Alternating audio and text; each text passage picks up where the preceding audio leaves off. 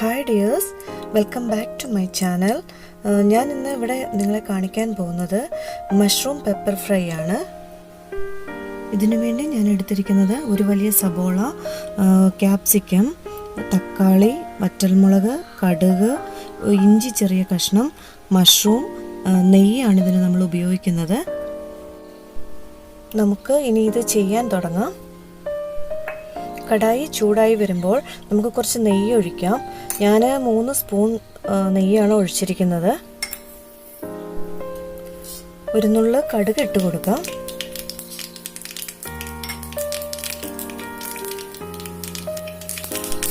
കടുക് മുഴുവൻ പൊട്ടിക്കഴിയുമ്പോൾ വത്തലമുളകാണ് ഇട്ട് കൊടുക്കേണ്ടത്. അത് 3-4 മുറിച്ചതിന് ശേഷം വേണം ഇട്ട് കൊടുക്കാൻ.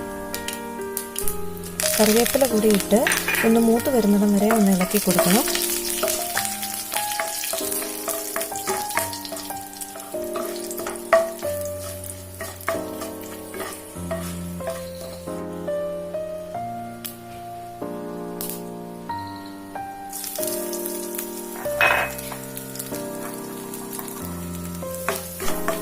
ഈ കൂട്ടത്തിൽ ഇഞ്ചിയും കൂടി ഒന്ന് ഇട്ട് കൊടുത്തേക്കണേ.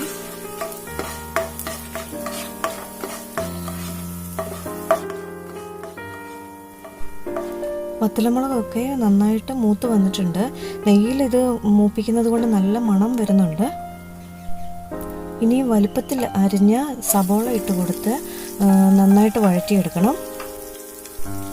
ഒരുപാട് വഴരണ്ട, ആ പച്ചമണം ഒന്ന് മാറിയാൽ മതി.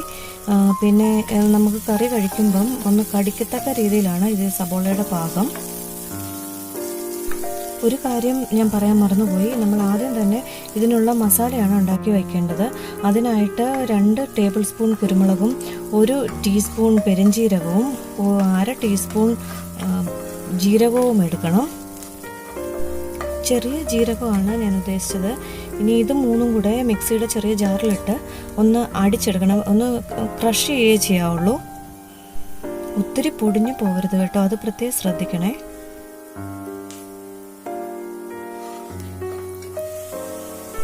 ഇനി നമുക്ക് ഉപ്പിട്ട് കൊടുക്കാവേ.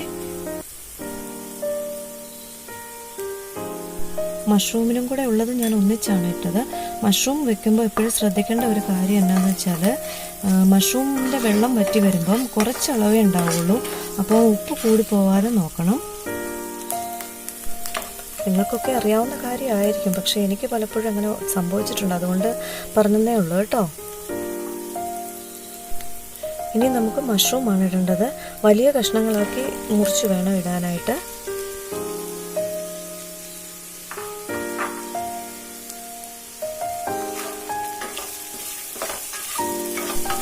തീ കൂട്ടി വെച്ച് വേണം ഇളക്കിയെടുക്കാനായിട്ട്.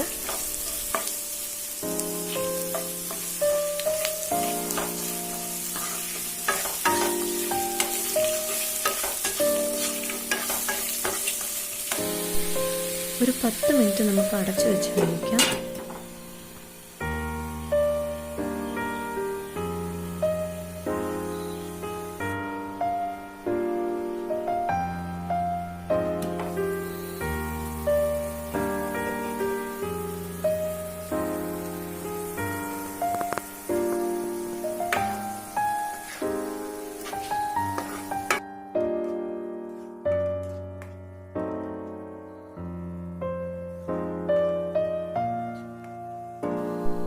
ഇപ്പോൾ മഷ്റൂം വെന്ത് തുടങ്ങിയിട്ടുണ്ട്.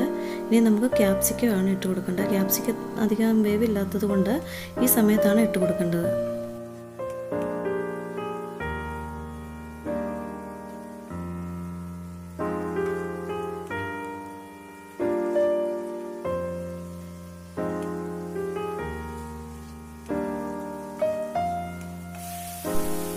മഷ്റൂമിൻ്റെ വെള്ളമൊക്കെ വറ്റി വെന്ത് തുടങ്ങിയിട്ടുണ്ട്.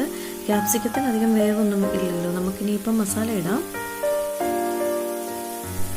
നമ്മൾ ചതച്ച് വെച്ചിട്ടുള്ള കുരുമുളകും പെരുംജീരകവും ജീരകവും കൂടി ഇല്ലേ, അതാണ് ഇനിയിപ്പോൾ ഇട്ട് കൊടുക്കേണ്ടത്.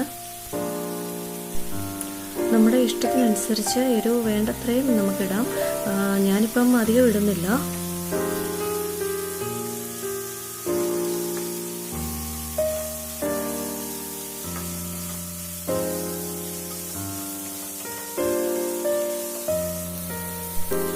ഞാൻ 1 ടേബിൾ സ്പൂൺ കോൺഫ്ലവർ കൂടെ എടുത്തിട്ടുണ്ട്. ഇത് ഇച്ചിരി വെള്ളത്തിൽ നമുക്ക് കലക്കി ഒഴിക്കാം.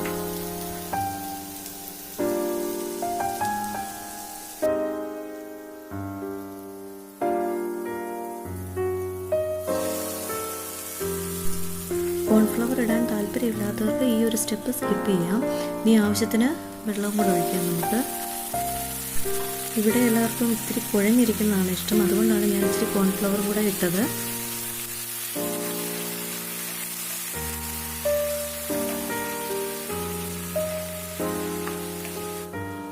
ഈ സമയമൊക്കെ തീ കൂട്ടി വെച്ച് വേണം നമുക്ക് ഫ്രൈ ആയിട്ട് എടുക്കാനായിട്ട്. നമ്മുടെ മഷ്റൂം പെപ്പർ ഫ്രൈ ഇവിടെ റെഡി ആയിട്ടുണ്ട്. ഇത് ചോറിൻ്റെ കൂടെയും ചപ്പാത്തിയുടെ കൂടെയും ഒക്കെ കഴിക്കാൻ വളരെ നല്ല ഒരു കറിയാണ്. എല്ലാവരും ട്രൈ ചെയ്ത് നോക്കിയിട്ട് പറയണേ.